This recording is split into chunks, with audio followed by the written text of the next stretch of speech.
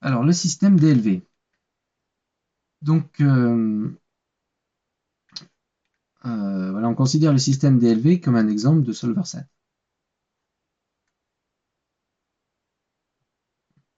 Alors, DLV, en tout cas à l'époque de l'article, mais je pense que c'est toujours le cas, c'est un solver answer set programming qui est à la pointe de la recherche, qui a été développé par l'Université technologique de Vienne et l'Université de Calabre. Et à l'époque, ça faisait déjà 10 ans que c'était développé, avec comme point de départ un projet de recherche sur les bases de données déductives non monotones en 96. Et c'est un programme qui est libre, enfin qui est librement disponible. Donc le système a un langage qui est plus riche que les programmes logiques disjonctifs étendus qu'on a considérés précédemment. Il ajoute le support additionnel d'un certain nombre de constructeurs, comme les agrégats, des contraintes faibles, donc certains constructeurs qui augmentent l'expressivité, d'accord, qui ne sont pas des choses qu'on pourrait exprimer avec, avec une modélisation particulière dans un programme disjonctif étendu. Par exemple, les contraintes faibles permettent d'exprimer des problèmes d'optimisation avec une complexité qui va au-delà de sigma de P. Donc DLV supporte aussi des prédicats built-in, donc par exemple des prédicats qui permettent, qui sont liés à l'arithmétique entière bornée, et puis des prédicats de comparaison. Et DLV offre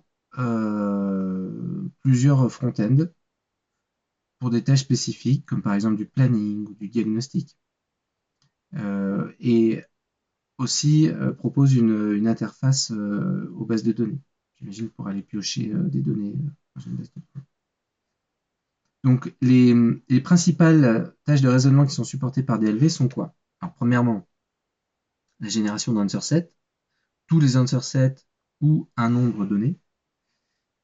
Et deuxièmement, le query answering, à la fois courageux et précautionneux,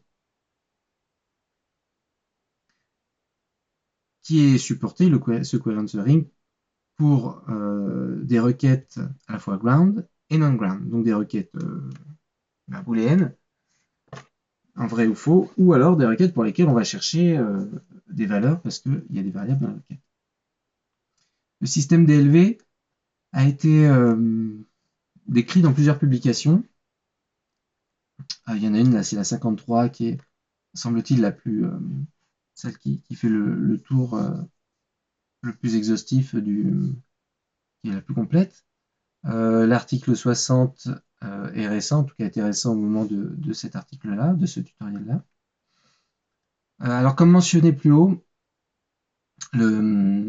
le moteur d'inférence, moteur de raisonnement de DLV, implémente donc l'architecture en deux niveaux qu'on a vu précédemment. En utilisant un module de grounding hautement optimisé pour le premier niveau, et pour le deuxième niveau, pour la recherche de modèles, eh bien c'est donc un algorithme du type DPLL, donc provenant de SAT, du domaine SAT, qui est utilisé et qui utilise la caractérisation des modèles stables par les ensembles infondés du théorème 11. Voilà, DLV incorpore aussi un ensemble de technologies de base de données déductives afin de pouvoir prendre en main des volumes de données plus grands. Donc ça va inclure par exemple des approches type Magic Sets qui ont été généralisées au programme avec négation et disjonction. Donc les Magic Sets, juste une remarque, c'est une manière en fait de simuler par une approche en chaînage avant, donc une approche par saturation, qui permet de simuler une résolution top-down, donc une approche en chaînage arrière. C'est une des techniques en datalog, une des techniques d'évaluation de requêtes qui a été très, très étudié dans les années 90. Donc le moteur DLV a aussi été étendu dans plusieurs directions, ce qui a mené donc à une famille de systèmes pour supporter différentes extensions justement dont les fins sont différentes. Et on a par exemple comme système alors DLV EX, DLV HEX, Onto DLV, DLV DB et DLT. Alors la syntaxe de DLV. Alors très très brièvement, hein, le langage utilisé, le langage vraiment utilisé au cœur de DLV consiste en des règles de la forme suivante. Donc on a A1 ou AN en tête, donc une disjonction possible en tête. Et dans le corps, c'est B1, BK, des atomes des littéraux-positifs, des littéraux qui sont soit positifs, soit fortement niés. Et parmi ces littéraux, on peut avoir donc des négations faibles, donc note de BK plus 1 jusqu'à note de BM. On note que aucun symbole de fonction n'est ici autorisé. Donc on est vraiment dans une oui, c'est ça, dans une restriction de datalog du cadre général des programmes logiques étendus disjonctifs. Ce qui d'ailleurs est assez explique aussi pourquoi on a pu, j'imagine, hein, aller regarder du côté des algorithmes d'évaluation de requêtes datalog comme les Magic Sets entre autres. Alors la syntaxe des termes, c'est la même qu'en prologue. Certains prédicats built-in sont supportés. Alors, regardons la table 2. Où est-ce qu'il est la table 2? Alors, les prédicats built-in, on a des prédicats de comparaison pour des constantes et des entiers. Ensuite, on a des prédicats arithmétiques qui requièrent qu'on ait une borne sup max 1 pour les entiers. Voilà. Donc on peut calculer des produits, des sommes. On peut vérifier qu'une variable contient une valeur est bien instanciée avec une valeur entière. On peut récupérer le successeur. Qu'est-ce qu'on peut faire aussi? On peut avoir des intervalles, fixer des intervalles pour certains prédicats. Voilà, donc ça nous permet de dire, de fixer des intervalles. Et puis donc on a des constantes built-in. Ici est évoqué maxint, donc le plus grand entier, j'imagine. Voilà, bon, bref, on a des prédicats un peu supplémentaires. On note aussi que DLV autorise les contraintes, c'est-à-dire qu'on peut n'avoir rien en tête en fait. Comme mentionné en section 7.1, DLV requiert que les règles soient safe. Alors, juste, on va revenir à ces règles safe. Chaque variable dans une règle doit apparaître dans un littéral du corps positif, c'est-à-dire non préfixé par note, et qui n'est pas égal, ou un prédicat built-in. Ok, donc c'était un petit rappel.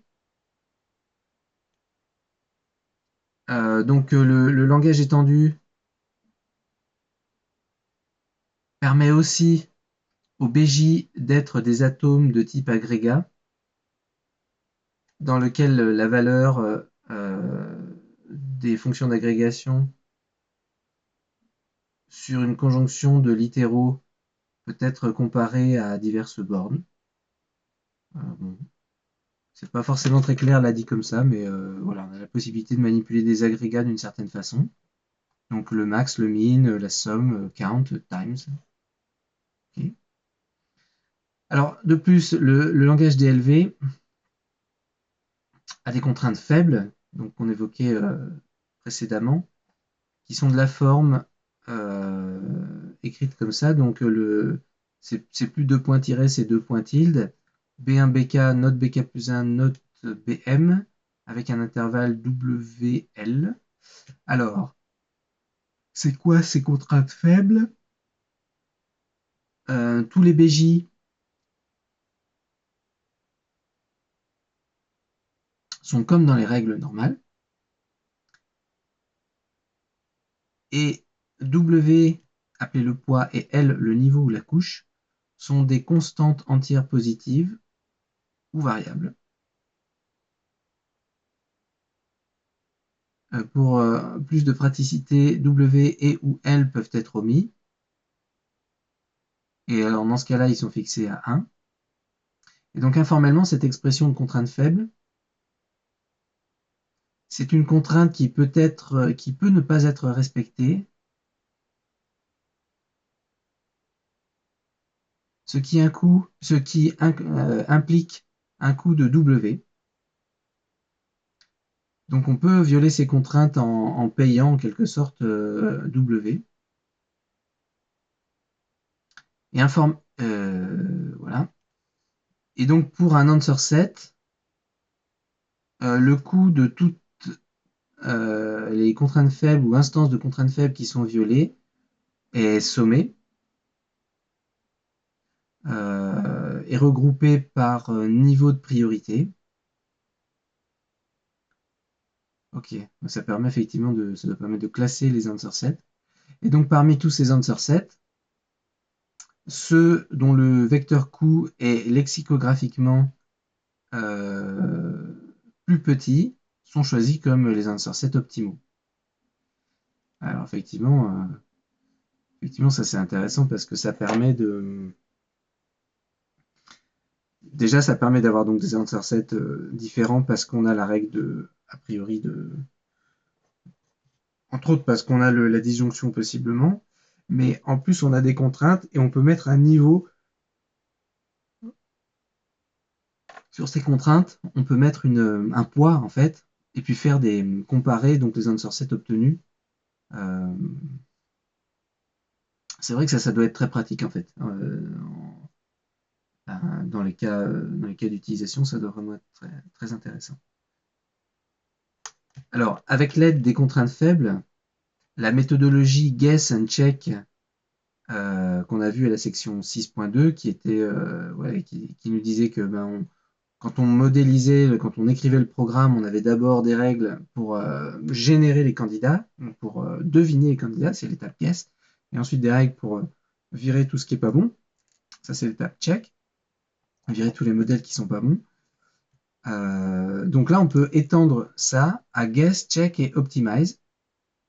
Voilà, et donc on a un exemple après.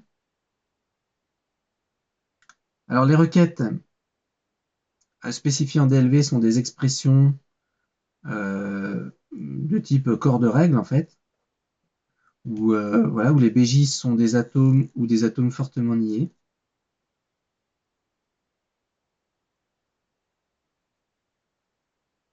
Alors j'imagine aussi, parce que là je fais une petite pause sur le fait d'avoir des atomes fortement niés. Pour le moment, les atomes fortement niés, on les a, on les traite, on les traite par une astuce de modélisation. Jusqu'à présent, c'est ce qu'on a dit. Alors j'espère que j'ai bien compris. Ce qui signifie que les atomes fortement niés, en fait, on a des règles tueuses qui virent les modèles où on a un atome et l'atome fortement nié qui lui correspond dans le même modèle. J'espère que c'est toujours ça, sinon il y a un truc que j'ai pas compris. Alors on revient donc au requêtage, donc on peut utiliser les deux modes de requête, soit brave, soit cautious, donc courageux ou précautionneux, en utilisant un switch adapté au moment où on effectue la requête. Donc les variables dans les requêtes sont autorisées. Toutes les instances des variables, tous les bindings de variables à des constantes seront montrés.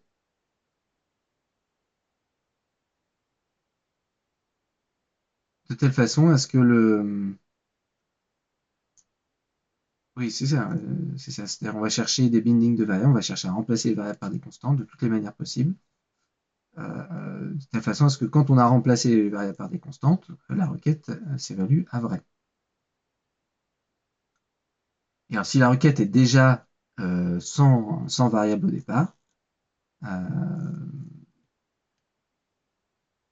et que, alors si jamais on est dans le cas du raisonnement précautionneux, hein, il faut que la réponse qu'on renvoie soit vraie dans tous les modèles. Et si on est dans le cas courageux, alors ben, on aura donc un ensemble de réponses qui sera donné.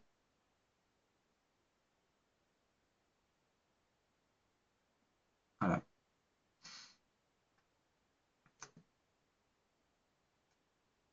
Alors pour illustrer, exemple 42, donc pour illustrer l'usage des contraintes faibles, on considère le problème bien connu du voyageur de commerce, traveling salesman ou bien salesperson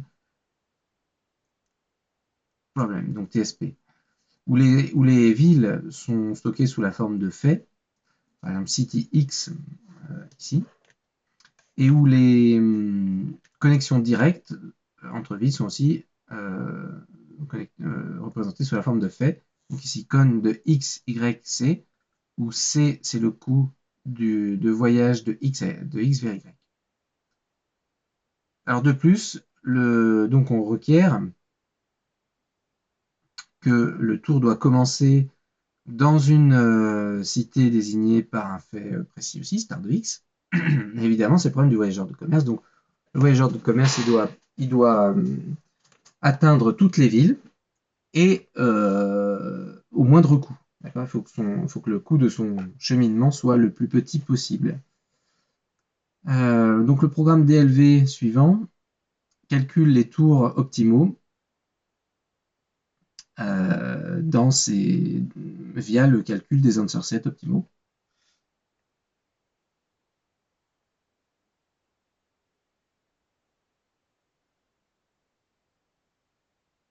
Alors, donc on a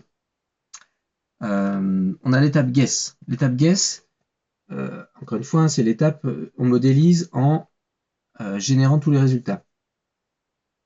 Non, ça ne veut rien dire ce que je viens de dire. On commence par générer tous les candidats possibles. Pardon. Donc, comment on fait pour générer ça? Bon, on va avoir plusieurs candidats possibles, donc on va avoir des disjonctions, hein, c'est là où on trouve les règles disjonctives normalement. Alors, si X est le nœud de départ et la ville de départ, et si la ville de départ X est connectée à la ville Y avec un coût de C, alors soit on va trouver dans le tour qu'on va proposer, on va trouver soit X, Y, C, on va le trouver dans le tour proposé, donc in tour, soit X, Y, C ne fera pas partie du tour proposé. D'accord, chaque answer set va proposer un tour optimal. Ensuite, il faut qu'on génère un candidat qui respecte les règles a priori. Si je comprends bien rapidement l'étape du check, bon, on va voir après. Donc, si la ville X est atteinte, et si X est connecté à Y avec le coût C, alors qu'est-ce qu'on fait? Soit on garde dans le tour X, Y, C, soit on ne garde pas dans le tour X, Y, C. En fait, c'est la même règle. Les deux règles sont égales. Il y en a juste une qui traite du cas la première qui traite du cas particulier de la ville de départ. Voilà. Et puis alors après, ben, qu'est-ce qu'on a? On doit avoir que si YX et C sont retenus dans le tour qu'on est en train de construire, alors ça veut dire que X est atteignable. Parce qu'effectivement, il faut aussi traiter le cas où où on a un graphe au départ avec une ville qui est inatteignable de nulle part, ou alors avec une ville qui n'est plus atteignable, mais je suis même pas sûr. Oui, Oui, c'est ça qui peut ne plus être atteignable avec le tour qu'on est en train de construire, c'est peut-être possible ça. Et donc, bah, il y a un problème, et faut préciser quel est le problème. Il faut absolument que dans les tours qu'on crée, puisqu'on démarre, on sait qu'on va démarrer avec Y, enfin avec une première ville. Il faut absolument que la ville prochaine vers laquelle on va, qui est le deuxième argument de inTour, corresponde à un prédicat, à une cité qui soit atteignable. Ok, alors ensuite, check. Donc ça doit générer des tours, et ceux qui nous intéressent, c'est tous ceux qui sont dans inTour, bien sûr. Donc tous ceux qui sont dans inTour, ils doivent vérifier quoi? Ils doivent vérifier la chose suivante. On ne peut pas avoir aucune des trois contraintes ici décrites. C'est-à-dire que si dans notre tour en question, on relie x à y, quel que soit le coût. Si aussi on relie x à y1, quel que soit le coût, et que y1 est différent de y, eh bien c'est un problème. Parce que ça veut dire qu'à partir d'une même ville de départ, on peut aller à deux villes différentes. Or, on fait un tour, d'accord? Donc on revient jamais, enfin on revient pas sur la ville de départ, et puis surtout, à partir d'une ville, il n'y a qu'une seule autre ville qui suit, et pas deux. Ensuite,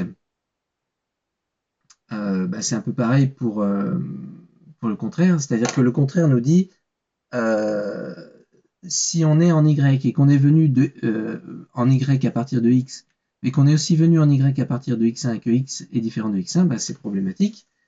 Pourquoi? Parce qu'on est dans un tour et on ne doit pas, a priori, passer deux fois par le même point. Donc il n'y a pas de raison que pour une ville donnée dans notre tour, on puisse accéder dans notre tour à cette ville de deux manières différentes. Et on ne passe pas deux fois par la même ville. Ok. Et ensuite, alors il ne faut pas qu'on ait une cité X, qui ne soit pas atteignable, pour laquelle on ne puisse pas montrer que X est atteinte dans la solution. Donc ça, c'est vraiment l'étape de check. Si jamais on a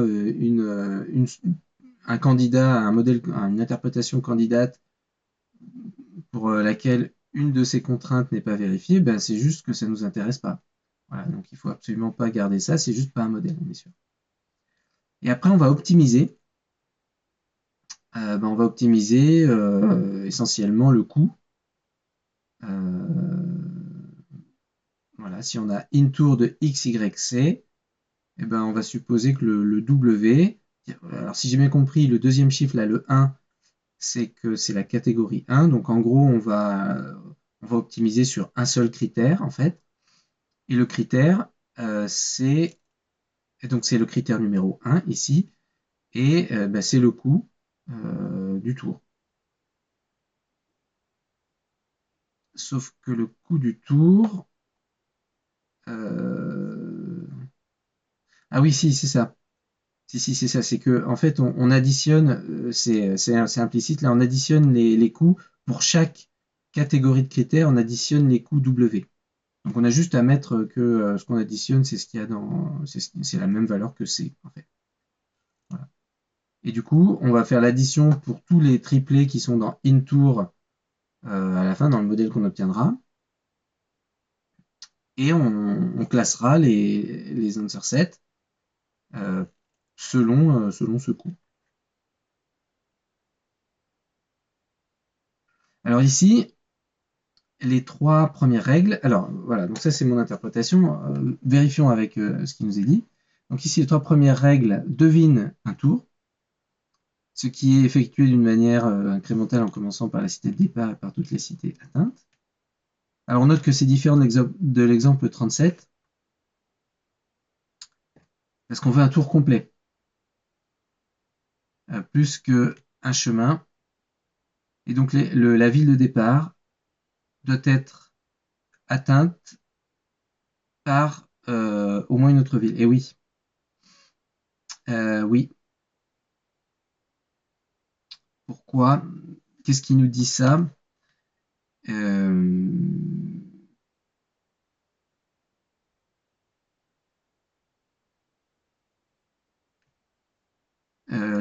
Qu'est-ce qui nous dit que la ville de départ doit aussi être une ville qui est atteinte?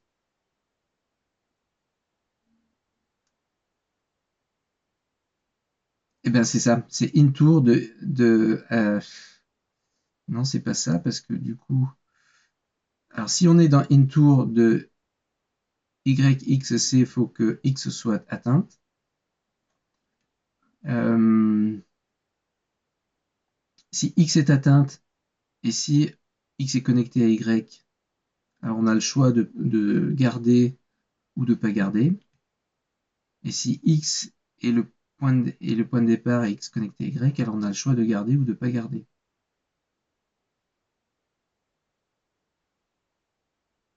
Ouais, c'est pas évident. Enfin, moi je le vois pas là tout de suite, mais bon.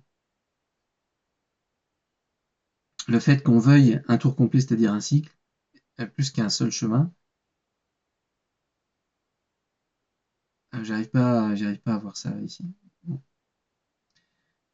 Alors ensuite, la contrainte faible euh, dans la partie optimisation dit qu'on doit inclure voilà, tous les coûts C et que le coût total, c'est la somme de tous les coûts d'un tour. Alors si on ajoute maintenant que bah, on démarre d'une ville donnée, ou plutôt on démarre d'une ville qu'on ne connaît pas et que on recherche donc on recherche en fait toutes les valeurs pour x, y et c telles que x est une ville de départ, telle qu'on part de x, et telle que y est dans le tour euh, de avec x en première position et avec un certain coût c. Alors qu'est-ce que ça veut dire là? euh,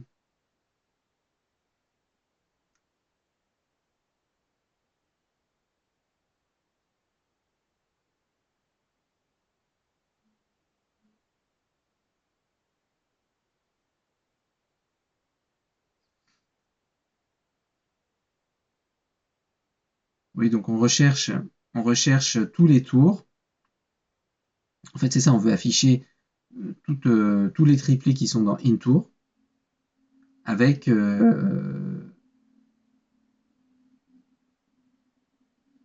avec x comme un point de départ. Euh,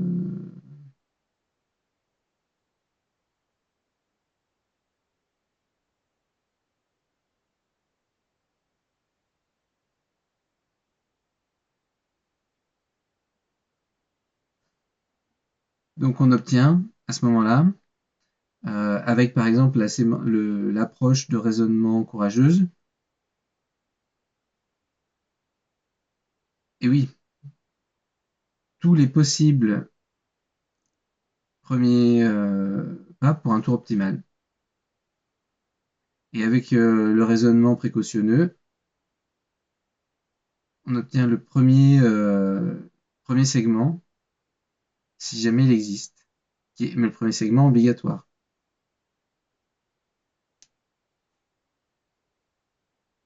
C'est-à-dire que s'il y a plusieurs tours optimaux, en fait, en raisonnement précautionneux, je dirais qu'on serait amené à ne rien avoir, parce qu'il n'y en a pas un qui est obligatoire, il y en a pas un qui est obligatoire, puisqu'il y a deux possibilités. Si jamais ces deux possibilités ne démarrent pas du même point et que le premier pas dans le tour est pas forcément le même, voilà. Alors que si on est en raisonnement courageux, on va obtenir les deux. Je pense que c'est ça.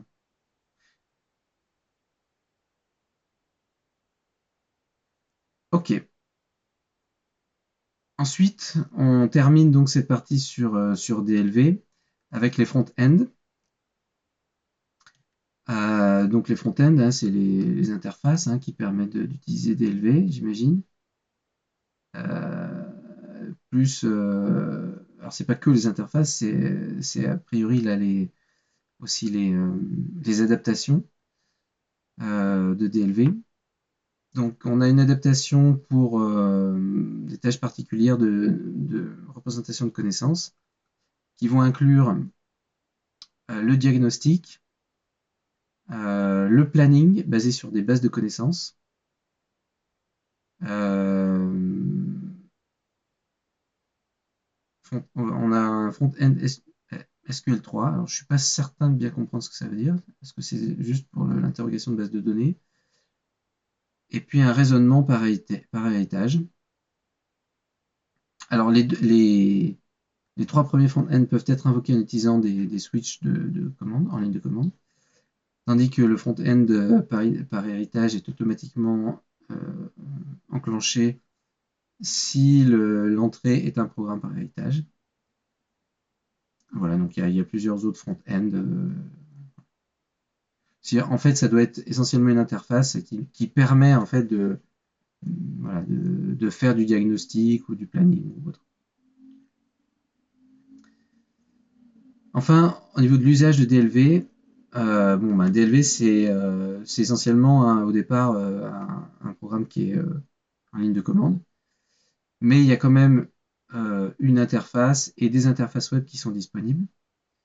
Et le système peut aussi lire des fichiers en entrée, si on passe évidemment le nom de fichier en ligne de commande. Si l'option était spécifiée, l'entrée peut aussi être lue directement au clavier, par exemple. Et la sortie est affichée sur la sortie standard, donc l'écran en l'occurrence, enfin souvent.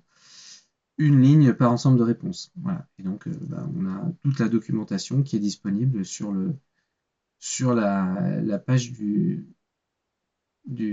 prototype.